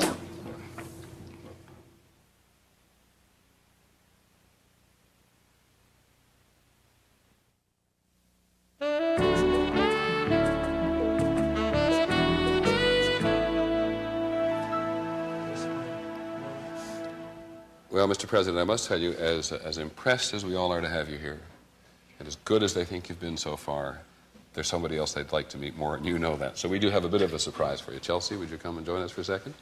Yeah. These are the two people that you've all been asking about. You want to sit on the stool? Sure. Two people that the boys and girls have all been asking about this morning, Chelsea and socks. I know you all had a question about socks, so who wants to go? Jenny had a question. What? Why did you call your cat Socks? Now, who knows? Guess. Why do we call him Socks? Hold him up, Chelsea. Why do we call him Socks? Because he has white paws. He's a black cat with white paws. That's right. And he's very restless, right? Yeah, I had to wake him up. Does he really? Does he really have the run of the White House? Yeah, basically. He can go wherever he wants. That's great. Who else has a question? Yes? All right, Jamie in St. Louis has a question for Chelsea. Go ahead, Jamie. Hi. I wanted to know, does Chelsea have to take Secret Service guards to school with her? Yes, I do. What's that like? It's okay. They stay out of the way. They do. They, have an office up on the 3rd floor of my school, and they sit there most of the day, or when I'm in gym, they come outside and just sit on the bleachers or just watch my soccer practice. Okay, who else? Yeah, way at the back. What kind of cat food do you feed Socks? What kind of cat food? Dry cat food. I don't know the brand. Okay, nor should you probably. Yes, right here, Omar? How old is Socks? Socks is almost 3 years old. He will be 3 years old in July. Demetrius, way at the back. Does Socks, who trains her? Is he trained? Yes. Like, do you guys play with? And also, do you ever have to talk to her about playing with her when she's supposed to do her homework? Never. She's very good about that. Okay. She does her homework pretty well. Christine in Fulton, Mississippi has a question for you. Mr. President? How do you and Miss Clinton punish Chelsea when she doesn't listen? I didn't know that. How do they punish you? How do I punish you when you don't listen? I always listen. You like? Chelsea's a pretty good girl. We don't have much of that. Sometimes we have to make her, the number one thing we have to do is to make her go to bed earlier. She has a fault that her father has, which is that she would stay up too late at night if I let her do that. So the number one thing we have to do is to make her go to bed earlier. And one more question for Chelsea. Yes, Robert. Is Chelsea single? She better be. Do you want to keep Socks? Oh, you take him. Okay. You're really nice to come by, Chelsea. Thanks very much. Thank you very much. Isn't that nice to have her come by? That's great. All right, now let's go back to you, sir. You got off the hook there for a few minutes. I loved it. Kevin, you had your hand. I have a question about health insurance. Would you speak a little closer to your microphone, Kevin? And I have a big brother named Jason. He's 17 now and will be graduating high school soon. Will you have a health insurance program in place so that people like my brother and my twin sister can buy health insurance? If so, how will it work? Will we be able to afford it? Good for you. Is there anything you want to say about Kevin, Peter, before I Not answer the just yet. Okay. The answer to your question is that if we're going to present a program to the Congress, and if they adopt it, then every American will be able to get health insurance, either from the government or from their place of employment. And they will be able to afford it because for people with lower incomes, the premiums will be less. But everybody pretty much will have to pay something for it. And I think that's important. But we want to make it possible for people all over the country to have some health insurance. There are over 35 million people in America today that don't have any health insurance, and many others who can't change their jobs because if they change jobs, they would lose it. On Monday night when you were speaking, or Wednesday night you were speaking to the Congress, you ad-libbed, you took off talking about health care as if you think there's no more complicated problem in the country. It's the most complicated problem I've ever dealt with, but also the most important. I mean, American families, millions of them, are so insecure about their health care, and yet, I say again, we're spending 30% more than any other country on earth. We have less to show for it. We can do better. We have to. Bernice. You had your hand up there like for Well, she a almost week. wore her arm out. She's been up there so long. This is a question that refers to what Venus said.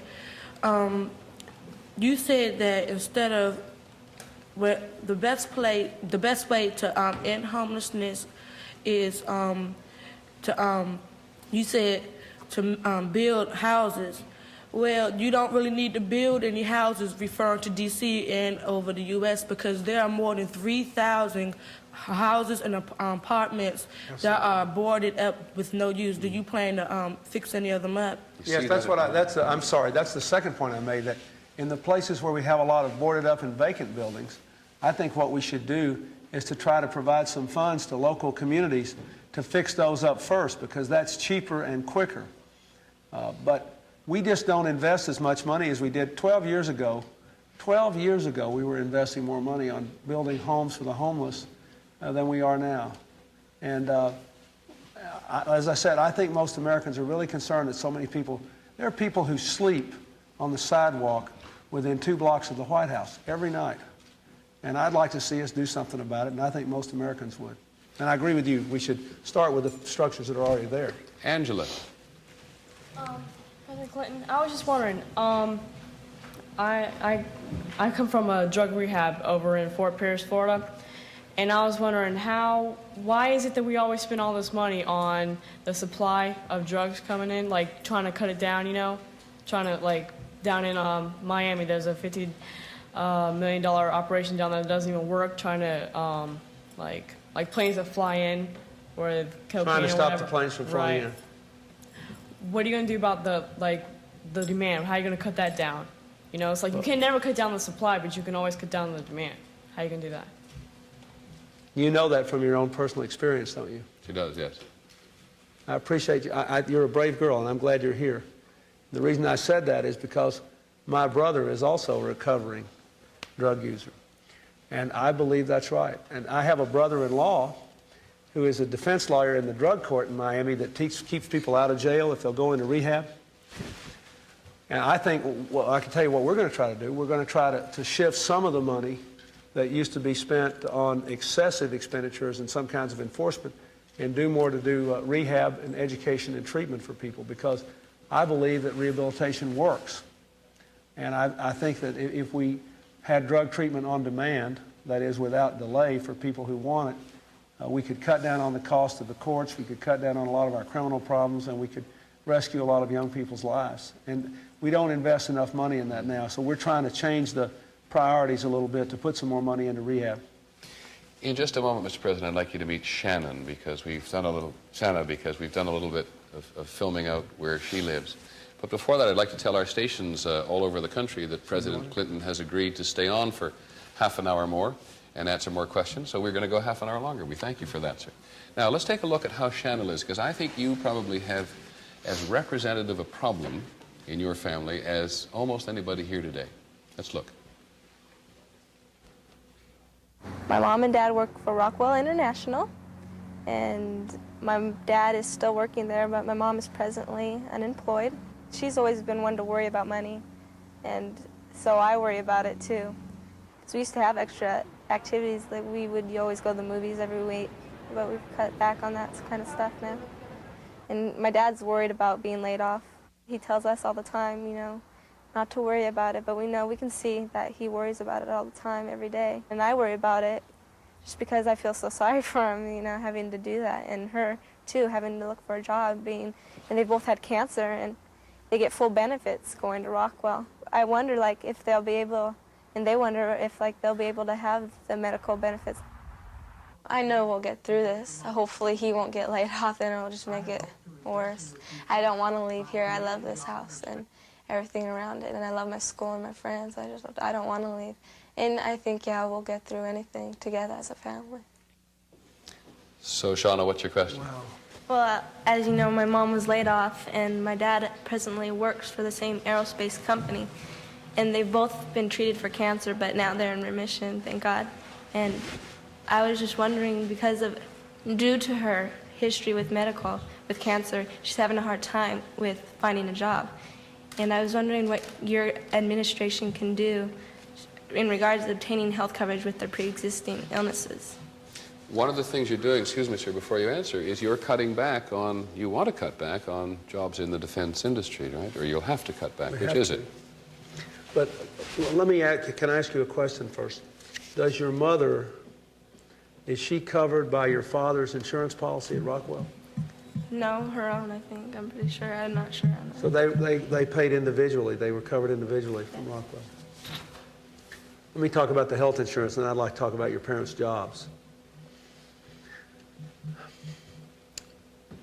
One of the changes we want to make in the health insurance system of America is to say that all Americans will be insured in huge, big pools of people, so that there are a large number of people insured, and if one or two of them get cancer, like your mother, that their cost of care will then be spread over a very large number of other people who don't have that problem. That will lower the risk of any insurance policy causing a company to go broke. And it will mean that we can pass a law which says that you can't refuse to hire somebody just because they've been sick before. In other words, I want to pass a law saying that you can't refuse to hire somebody because they've been sick before, but first I have to make sure that the companies themselves won't go broke if they do it. So we're going to do that. Now let me make a comment about your parents' jobs. Your father still works for Rockwell and your mother used to.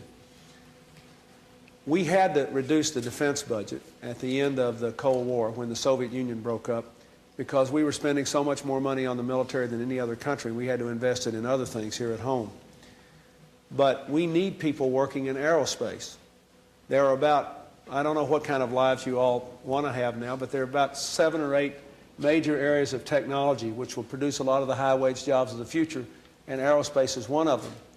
And the United States has not done a very good job of trying to build up aerospace jobs in non-defense areas. And next week we're going to start on a major effort working with the Congress to do that. I'm going out to California and to Washington State where Boeing is headquartered, and they just announced 23,000 layoffs to talk about this. So we're going to start trying to figure out what we can do to save the jobs in the aerospace industry and maybe to start building them up again.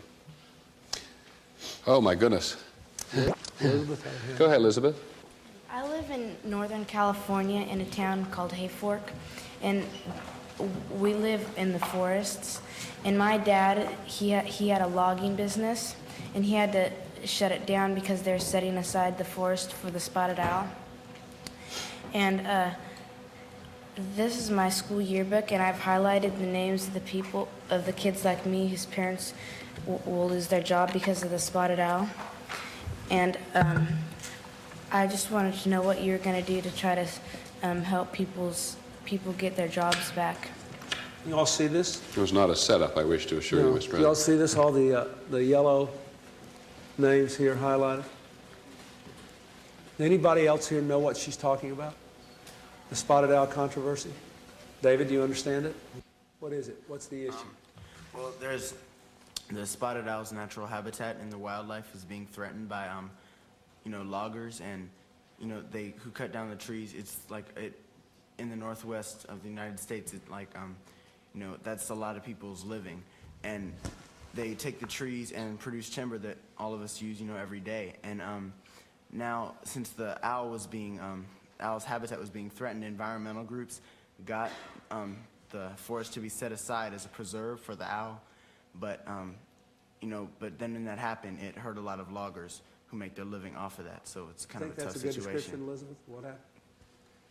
Yeah, let me say that in Northern California and in Washington and in Oregon, in the Pacific Northwest of the United States, where Elizabeth lives and where her father works, a lot of people make their living in the forests.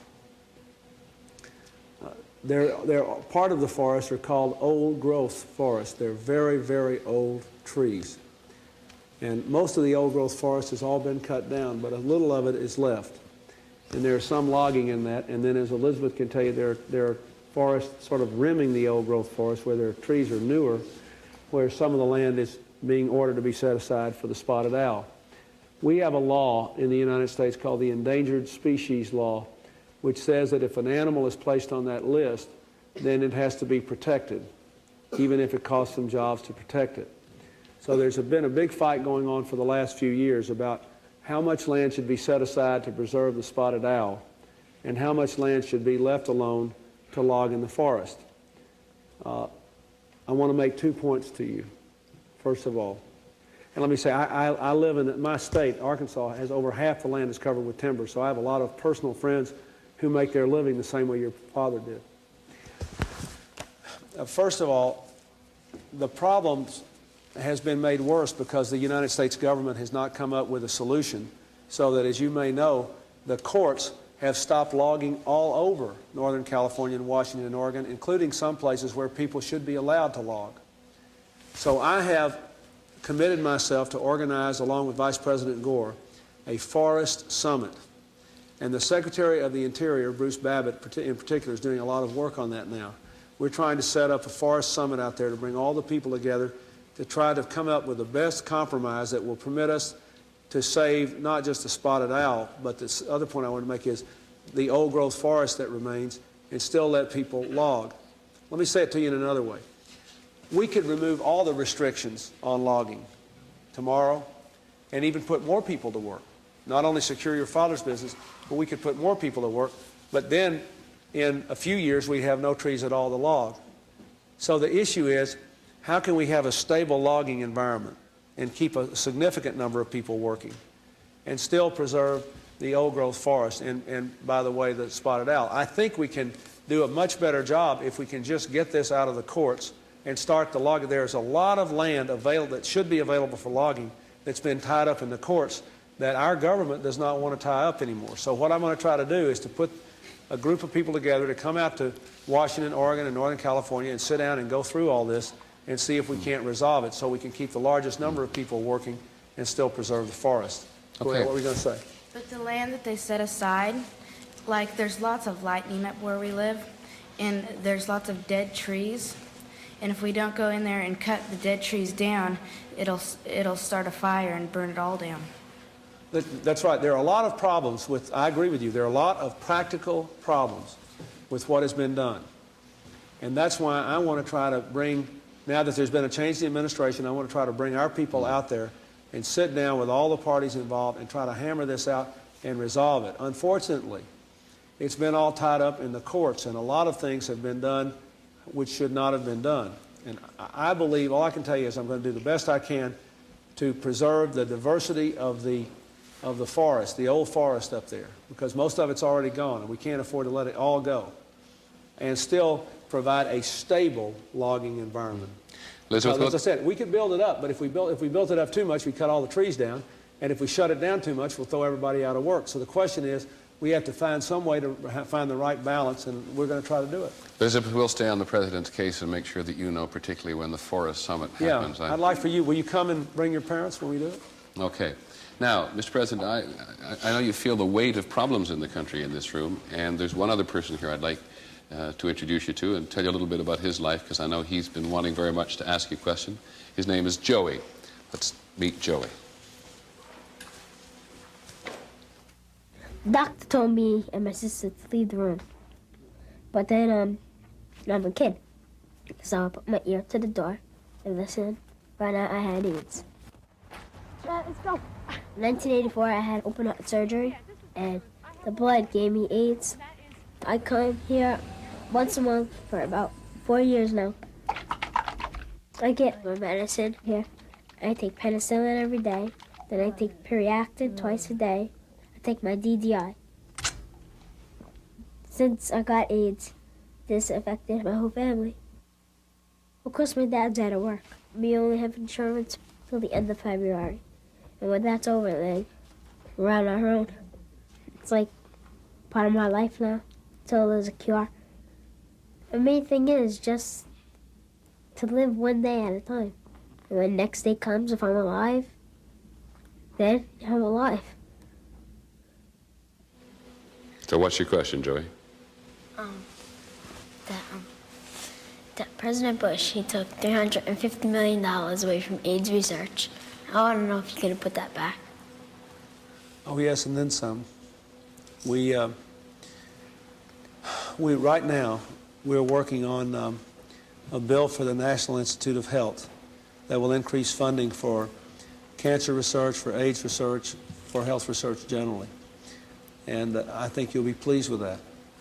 In addition to that, in this budget that I have presented to Congress, I've asked them to fully fund the Ryan White Health Care Act so that we can deal with the health care costs of people with AIDS and the burdens that it puts on families.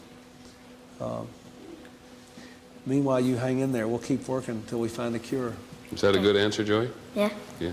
Okay, something else, Mr. President. Joey, do you ever feel discriminated against because you have AIDS?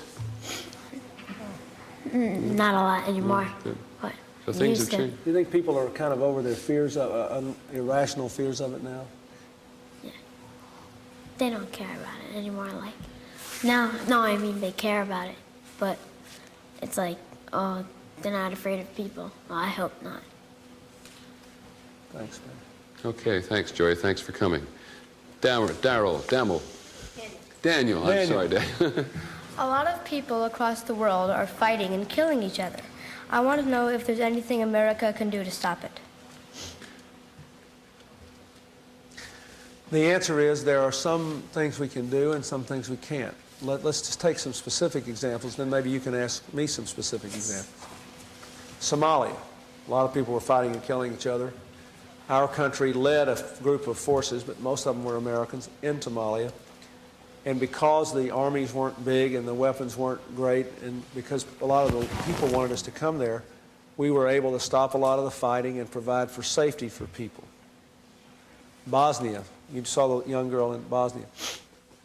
A much tougher problem because there are more weapons involved, the land is more difficult, the people have been fighting each other there for centuries, except when they have been stopped by government authority there.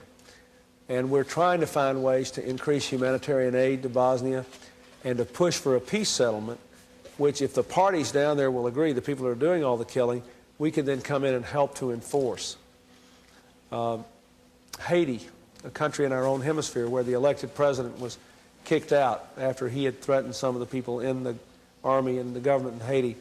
We're doing our best to try to stop any repression there and then to restore the elected government there. That might not be as hard for us because it's a smaller population, a smaller army, and because it's right here next to us and we can do things with and for them.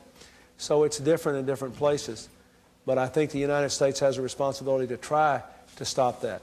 I'll give you, but there are some places a long way away. You know, I don't know if you saw the religious fighting in India recently. That's a long way from us, and it's very hard for us to have any influence there. So we're doing the best we can. And let me just say, it works better when the United Nations will do it, when other nations will go along with us. And it works better if there is some support for a solution short of war. So I'm going to do what I can to stop the fighting and killing. I read in the paper this morning, I think, Mr. President, that you were considering making airdrops of food to people in Bosnia who can't get it. Do you think you'll go ahead with that? Well, actually, after I leave you today, I'm going to go discuss it with our aides and consider that as one option. That there are a lot of children in Bosnia who now can't get food and medicine because, I don't know if you've been seeing it on the news, but the trucks which have been delivering those supplies have been stopped.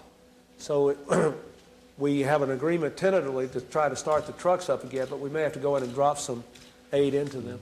We have a question from Georgia. Go ahead. Hello, Mr. President. When you go to McDonald's, do you have to pay? Do they accept, or do they say you're the president, so you don't have to pay? Usually I pay. I have, in my neighborhood McDonald's at home, when I would go running every morning, they would often give me a cup of coffee. But if I go into McDonald's and buy food, I try to pay. I try not to have anybody give me food when I go into a place. We had a, is Basil here?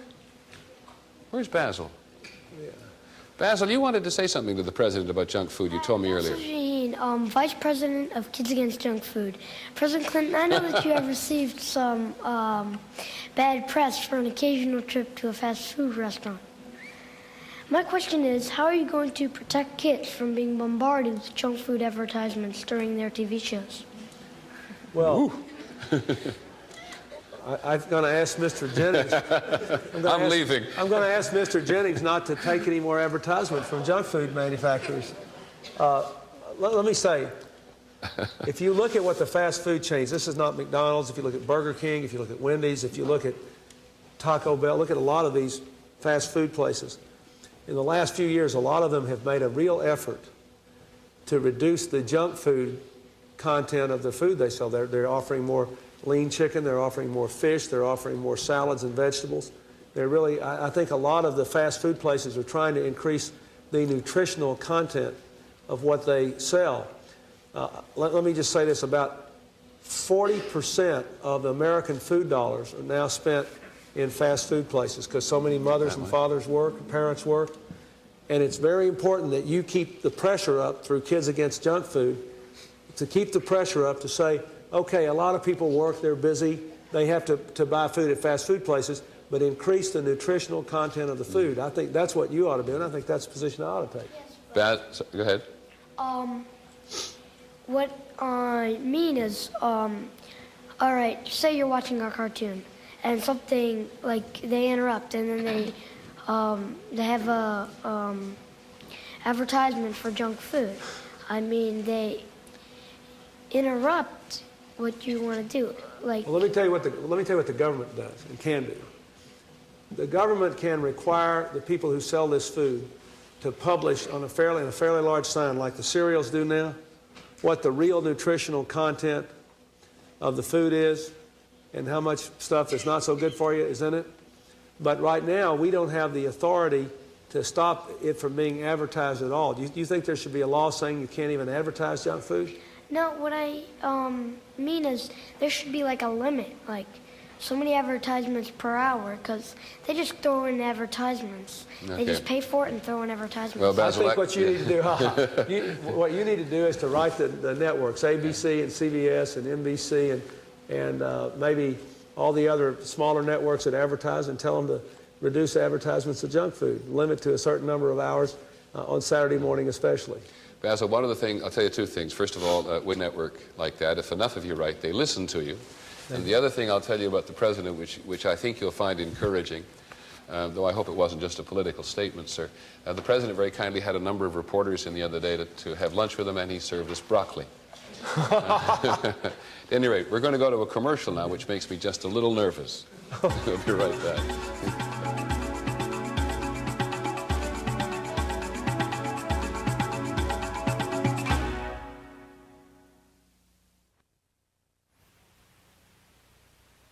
I think it'll be worse because they say they're trying to help, but from what I've seen, they haven't been doing that much. I hope that the job market opens up and that there's going to be a place for more people than there is now.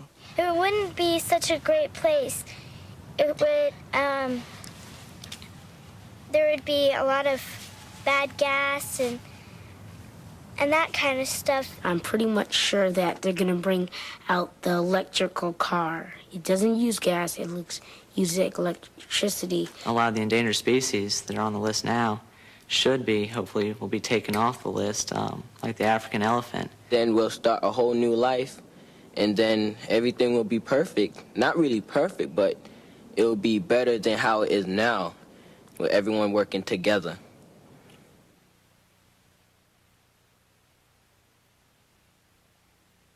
Probably Jim Abbott would be really major hero in my life, because he's a one-arm pitcher, and he made it all the way to the big leagues. Leonardo da Vinci and Tom Edison. My mom, because she does stuff for us. And when I lose something, she'll find it for me. And I was getting chased one day, and she yelled them away, and then they laughed. I look up to Keith Haring for his work with AIDS and his artwork. Sometimes I don't always tell her, but I'm really thankful because my mom's really great. To me, everything my father is, I want to be. And to me, he's number one. He comes first before anything. Me and my father don't get along once in a while, but he's somebody I really love deeply inside.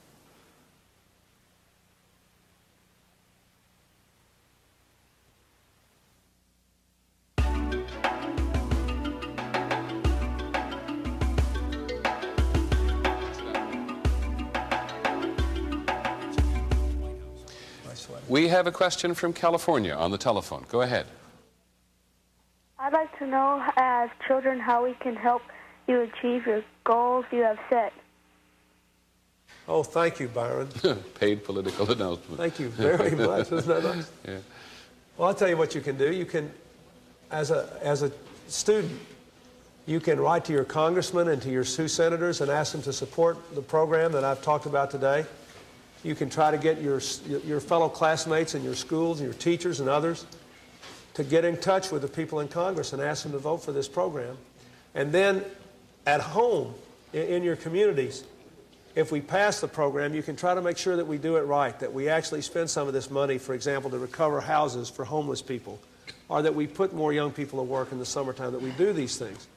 But the first thing we got to do is pass the program. So I would ask you, starting Monday, try to get your classmates to write your member of Congress and your senators and ask them to vote for the program. On the other hand, they could also write you in the White House and tell you that they think you're wrong so far. Sure they could. If you think I'm wrong, write me and tell me that. Now, a couple of kids who aren't here today but asked me before, which is, I think, on these kids' mind, are you going to keep your promises? I'm sure doing my best. The most important thing I can do, I think, is to try to give these young people a future by creating these jobs and dealing with their educational issues and try to do all the things that I talked about in the campaign. Sometimes circumstances change and you can't do everything you want. I'm not investing as much money as I wanted to in jobs, and I'm raising a little more than I wanted to in taxes because the deficit of our country is bigger than I thought it was. But in general, I'm right on track to try to do what I wanted to do when I ran for president. Kathy. Well, I would like to know, what are you going to do to help endangered species? Well, we were talking about that before. You know, in the spotted owl, there is a law which requires us to protect endangered species, and I support the law. I don't want to see it repealed, but I want to see it administered in a way that doesn't throw large numbers of Americans out of work. And I think most people feel that way. They feel we ought to have an Endangered Species Act, but there ought to be a procedure to try to have a balance between preserving those species and not hurting families too much. But I support the Endangered Species Act. Another telephone call. Yeah. Go ahead. Megan? Do you feel uneasy about Mrs. Clinton taking such an active role in the government? Because if something goes wrong, both of you would be blamed. No, I don't feel uneasy about it at all. I think it's a good thing. She is a very able person. This is the first time since we've been married that she hasn't had a full-time job in addition to everything else. And she's got a lot of time, and she wants to be part of my administration. And she's the most talented person that I've ever worked with on a lot of the issues that I care about. And I think she'll be great on this health care thing. And if it doesn't work, I'm going to be blamed anyway. Adrian. Mr. President, I'm here today as the Lumbee Indian of North Carolina. Yet under the law, I'm not an Indian. What are you going to do to resolve this problem? Well, why is that? I don't understand that. You mean you're not a recognized Native American under the law? Exactly. Why? Because the rules and regulations say that if a tribe is not recognized, you're not an Indian. And why is your tribe not recognized? They're still trying to prove that we are Indian with the Department of Interior and the BIA process. Bureau of Indian Affairs. Yes. Yes. You've asked me a question I don't know the answer to. But I'll tell you what I'll do. If you make sure, I guess Peter's got your address, I will put somebody to work on it the first of the week. I'll try to figure out if there is anything we can do. I wish I could answer your question, but I didn't know that there were Native American tribes that hadn't been formally recognized. Yes, there's lots. Nor did I. We'll find out for you. And right next to you, Thank Isaac. you very much. President Clinton, what are you going to do about furloughs? About what? Furloughs. You mean from prisons? No, I mean from teachers getting out of work. You mean teachers being laid off? Yeah. Well, where do you live? I live Washington. Washington. In Washington. This is a problem around the country because a lot of state and local governments haven't had enough money to fund their school budgets. I think you asked me about that too earlier. There's nothing I can do about it directly because the United States government, the president and the Congress don't hire teachers. They're all hired at local school district levels.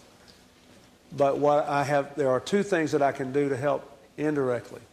One is to try to get the economy going again, because if people are working, they'll be paying taxes, and the school districts will have more money. That's the most important thing I could do. The second thing is to try to have the national government help our schools a little more than they have for the last 12 years. And the budget that I gave to the Congress does ask us to put more money into education. And that should help some of the school districts around the country. The most important thing I can do is give them a healthy economy, because most of the money to run the school district comes from the local level. It doesn't come here to Washington. Jordan? I'm sorry. I was just wondering, how can you help the families where there's a mom and she's taking care of a kid or kids and the father isn't willing or isn't able to pay child support? And you have about 30 seconds, Mr. President. If he's not willing, we can have much tougher child support enforcement. I feel very strongly about it, and I've got a good program to strengthen it. If he's not able and the mother is working and taking care of the kids, I think the tax system should actually give the mother money back if necessary. I think any parent that's working 40 hours a week with children in the home should not live in poverty. I think we should change the tax system so that people who work with children should be lifted out of poverty. That's a good question, Jordan. In fact, you know where you can watch for something next year? In the confirmation hearings for your new Attorney General. That's right. Because she has quite a reputation in Florida on that particular subject. We could go on. You've been very gracious to say the extra half hour. Did you enjoy yourselves this morning? Was he good? I loved it. Yeah, he was okay? Satisfied with all the answers? No. I wasn't satisfied with all the answers. Thank you. Well, Mr. President, you know as well as I do, it's a rare treat for any of us to be able to come in here and see you. Thank you very much for having us. Thank you all. You're terrific. Our country's in good hands because all of you. I feel good about our future just listening to you. Have a good weekend, everybody. Thank you very much, and goodbye from the East Room at the White House. Thank you.